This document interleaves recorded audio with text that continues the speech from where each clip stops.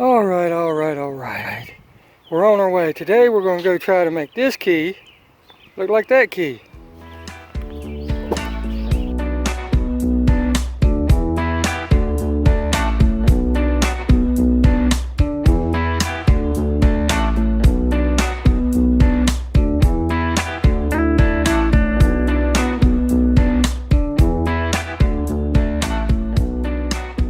Get it done at, you may be asking, well, any Ace hardware store is supposed to be able to do it, but I don't have an Ace really close by. But I do have a regular hardware store a couple miles up the road, and they have a sign out front that says they can do it, so we're going to go there and try that first.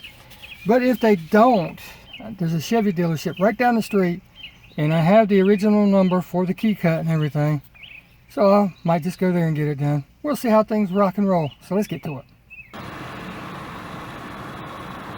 Wow, the wheels on that car.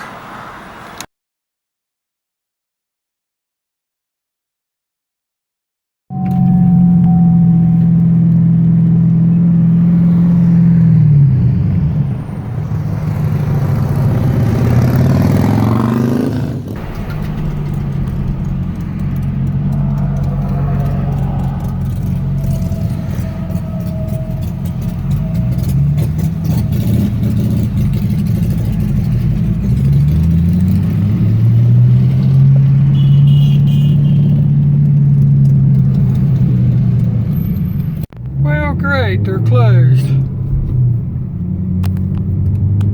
Closed June 2029 to the 5th. Great. Well, that didn't go as planned. Oh well, you know how it is sometimes. But that's the only local hardware store to me that cuts them. So I could go to the Chevy dealership, which is a last resort, because the one in Monroe always tries to screw me. I called them and they said they can't do it, okay? Because they're not certain about the metal. So the one in Charlotte will do it, but they want $30. No, not to cut a freaking key. No. Not Camaro time. No, I'll keep it as it is first. But we will pick up on this adventure in a week, because well, actually it'll be 2 weeks, because after this week I work all week until Friday. I have Fridays off. So now I gotta wait 2 weeks. 2 weeks later. Alright, let's see if it works. Unlock. Got her unlocked.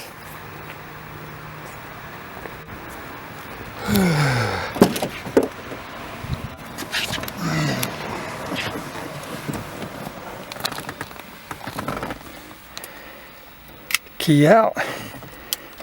In the switch. Clutch pressed. We have success! Good morning, everybody. Hope you're having a wonderful day. Today we go take care of this. Yes, we're taking care of this today. What is this, you may be asking? It is one of the biggest problems GM has ever had with the Camaro and other things like the Equinox and Cruises and stuff like that. Well, the drama continues. They couldn't cut it because the key cutting machine was temporarily out of service. In other words, broke. Somebody took a wrong key in there, made out of the wrong metal, and it broke it. So tip, if you're going to go get a key cut somewhere, make sure you do not have a steel blank. If you don't know, take any magnet and stick to the key part, right, that goes in the switch. And if it sticks to it, that's steel. Most places will not cut it. But I looked around. Let me turn you around so you can see. And Googled more hardware stores near me. And I called the first one, which happens to be one of the original hardware stores in this area. Good old Renfro's Hardware. And they said as long as it's not steel, they can cut it. Their machine's working, so guess where I am heading? Yes, as you can see from the video, I got it. I finally got it. The great GM key fob debacle. This thing has been so aggravating for so many people. Now just a quick backstory so everybody understands it. Don't know anything about it. GM came out with this type of key fob, right? In so many vehicles. The Avalanche, the Cruise, the Equinox. Cadillac even uses them like it and everything. But for some reason in the Camaros, when the 2010 Camaro came out, people complained about hitting their knees on it. A select few, but it did happen. And when you're driving down the road, if you hit your key with your knee, in certain situations it's cutting it off and cutting your car off, switching it off, and you're losing power steering, you're losing power brakes. I mean, you can still maintain it, you can still stop it, but it's not as easy, it is complicated, and you know, you got to use a lot of strength. But it can also be dangerous, because if you switch this all the way off, it locks the steering wheel also, so you're in a mess. So rather than address the problem of trying to teach people how to sit in their cars right at the proper distance, I've got a video on that up there if you want to check it out. They came up with this. Okay, yep, the good old dangling key. Now if you're hitting the switch with this in there, what do you think this is going to be? Right, this is in your switch and this is dangling. Okay, great idea. But what people did was they started buying these off of eBay, Amazon, anybody that could find them, right? Or anybody that sold them. The only problem with these, while they're great, they're smooth, you know, they're warm to the touch. The only problem with it is it's rubber. The buttons are. So when you press these rubber buttons, over time they wear, okay? And eventually they will pop out, or break off, or the rubber will just fall out, disintegrate, and everything. So what people started doing was buying them off of eBay and Amazon. And when you get them like that and you open it up, this is what you have. It's just a blank key fob, okay? So you could take it several different places to get it cut. Most Ace Hardware stores will do it. Most of your most of your local GM dealers will do it. Some Ford places will do it. Now, the only problem I have, my local GM place won't cut it, the new one, okay? We'll get in that in a minute. But they want to charge $30. The local one won't do it because they say we don't know what kind of metal it is because you didn't buy it from us. I have a whole big issue with them because every time I go in there's nothing but a runaround, because they told me, oh yeah, we can do you a spare key, but it's going to cost $120. $120 for a spare key? Yes, because we have to keep it and program it. We have to keep it overnight and program it. It takes a while. No, I know how to research this stuff on the internet. No. I have several programming videos also, so if you need to know how to program one of these, check it out. I bought my first one at the other GM dealership next city over. Same people own it. $60 out the door, okay? And they even told me how to program it, so, and cut it. $60. But like I was saying, with the rubber buttons and everything wearing out, it was time for me to actually start looking. I still have the one that I went and got done. It's like brand new. This isn't it. It's in there in a drawer as a backup to the one that I always carry, but it started wearing. So it was time to do something. I wanted something different. And I found this it's called the Key Mod, from a guy who has a YouTube channel, Mr. Too Hard to See. And it's only 12 bucks, right? 12 bucks. But it's just a shell, and it comes with the blank, right? Comes with one of these, uncut. So once you get your shell, if you decide to go this route, you have to tear this apart, take the insides out, swap the insides over here, and then you're still left with the uncut blank. So here's a couple ways to fix that. And another reason you might want to do this is because, let's say you bought one of these off of eBay, you put the battery in it, and your other one's still good, so why do I want to pay more money to get this thing programmed and cut? Okay, so I'm going to show you how to take care of it. Now I'll be inserting video and pictures and stuff like that, but if you open up your key fob, right, it's spring loaded. If you open it up, but don't open it all the way, and you look right there, okay, there's a roll pin, and you can see it. Not this, not that. That's the push button that opens up the key fob. Not that. There's a roll pin right there. Okay? That's what you need to get to. So to keep this from flying open all the time, there's a tool that you can buy on eBay, Amazon, where you just set it in there, but that's another $12. So, and it holds it, it locks it in place, it gives you everything you need, the punches and everything. But if you take something and just stick it in my case, I'm using a key, okay? Doesn't matter what key. But if you take something and stick it in there, a screwdriver, anything, that will keep it from popping the rest of the way open. Now you take this and lay it on two surfaces, okay? So that you have a gap for that roll pin to fall out of, okay? Like I said, I'll be inserting videos I talk about it, but anyhow, once you do that, you take a small finishing nail, a small punch, a small eyeglass screwdriver, whatever you have handy to you, and that's what we're going to use, and a small hammer. So what you do is you take a key, you put it on your surfaces, take your punch, I'm just going to call it a punch, whatever you have decided to use or modify, and lightly just take your punch, put it on that roll pin, lightly tap it, take it off, look at it, make sure everything's okay, put it back on there and lightly tap again. Now you don't want to just smash the hammer down on there, you know, like you're driving a nail, because you know, this stuff is breakable. So just lightly tap it, pull it off, look at it, lightly tap it, pull it off, look at it, and within no time you'll have that roll pin out. It's not hard, it's not difficult, and it comes right out. And then you take that blank, right? You take that blank that you just took out and take your new key fob, right? And do the same thing to it. Take that roll pin out, take your existing blank that has been cut and put in there, right? Now you have a key that all you have to do is program. Like I said, I have videos. All you got to do is check them out. You know, I'll try to remember to put one or two up there as we talk. Program the key and you're good to go. You're golden. You now have a working switchblade key again. That works on, a lot of people break these. However they do it, I don't know. You know, throwing your keys around, dropping your keys. They end up breaking the key fob, but the key is still good. So there's one way to do it. There's another way. Now let's just say you have the key fob, nothing wrong with your key fob, and you have the dangle key, okay?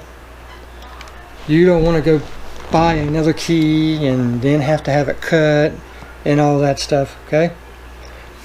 So you order the mod, the key mod. Great idea. This thing is wonderful. I love this thing. But this is what you have, okay? So now you have to take the insides out, and I just did a video on that, on how to swap this over, okay? So that's now no good. You just got done putting the insides in here, right? But because you have the key mod, the key recall, you don't have the switchblade part. Don't worry. There's a way around that. Again, take that pin, that roll pin out. It is right there, okay? And then just set this to the side. If you look at the key and the blank, guess what? Same shape, same size, same everything. And guess what? If you get rid of all this plastic, it looks exactly the same as the blank that you took out, because it is the same thing. All they did was take these and mold plastic around it and stamp the Chevy or GM logo on it. That's all they did. So I was actually prepared to do that, because I got my key mod. It was supposed to be in here on Friday. Because of the coronavirus outbreak getting worse in Texas, it was delayed a day. I got it on a Saturday, which was the 3rd of July. Well, guess what? Mom and Pop's hardware store right up the street was closed, because they close early on Saturdays, and come to find out they couldn't cut it anyway. They don't cut keys on Saturday. But anyhow, they were closed because this came late, and by the time I would have got there, they were closed. So they was closed the whole following week because of the 4th of July. You know, I got nothing against vacations and celebrations, yes. But anyhow, so I waited all week that week, waited all week this week, because I worked Monday through Thursday. So I loaded up in the car this morning, the wife and I, and we went up there to get it cut. Yes, we cut those keys. We get up there, machine's broke. Somebody took the wrong type of key up there and tried to get them to cut it, and it broke their machine. So I came back home disappointed. I got my sheet metal snips and everything, because I used to do heating and air. So I've got all kind of tools and grinders and stuff.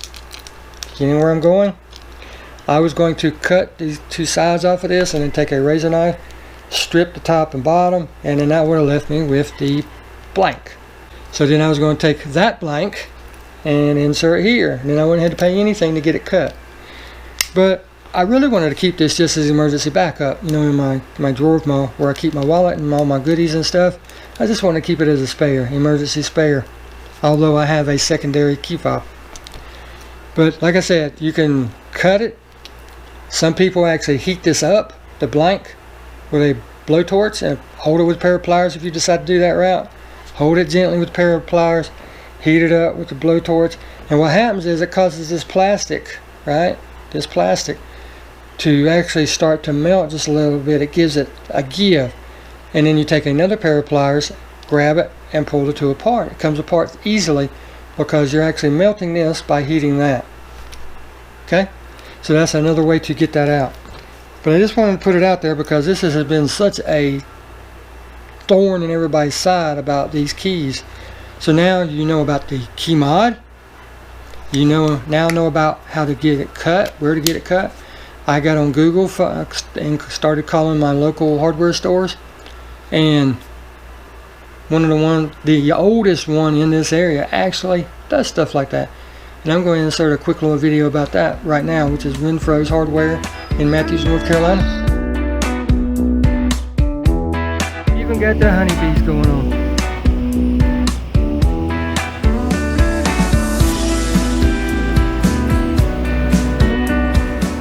Is it going to happen?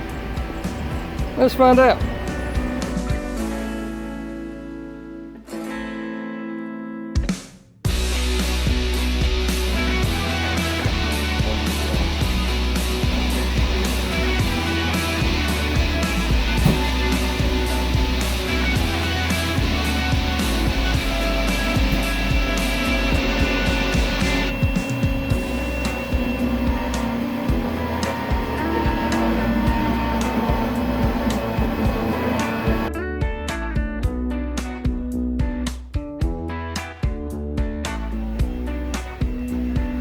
Oh man, there's just nothing like a good old-fashioned hardware store. What hardware store still carries belts?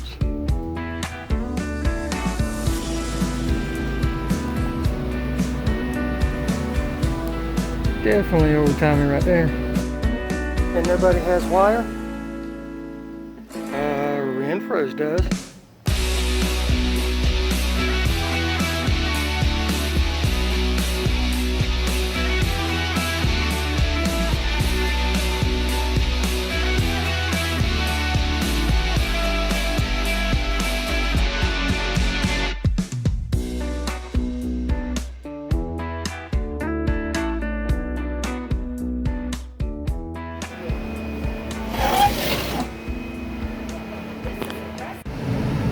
Thank you to the good folks at Renfro Hardware in General.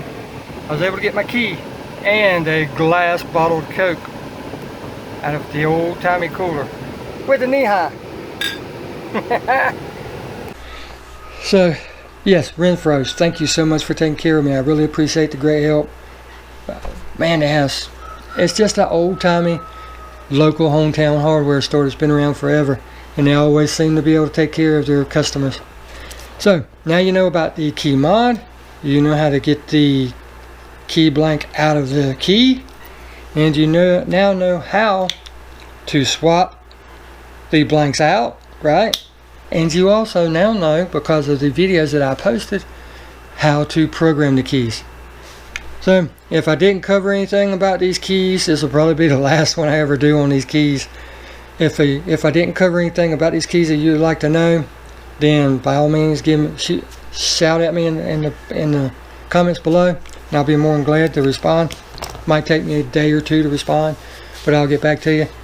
Now there's one thing I want to go ahead and finish with, and it has nothing to do with none of this except for the keys themselves. There's two things you need to know about these key fobs. Okay, any key fob, period. If you order one off Amazon or eBay, there's numbers in here, okay? And I covered that in one of my videos. They have to match the ones that you ordered, the FCC number, I think it was. Been so long since I dealt with it. those numbers have to match the ones that you're ordering off Amazon or eBay or wherever you're ordering it from. They have to match.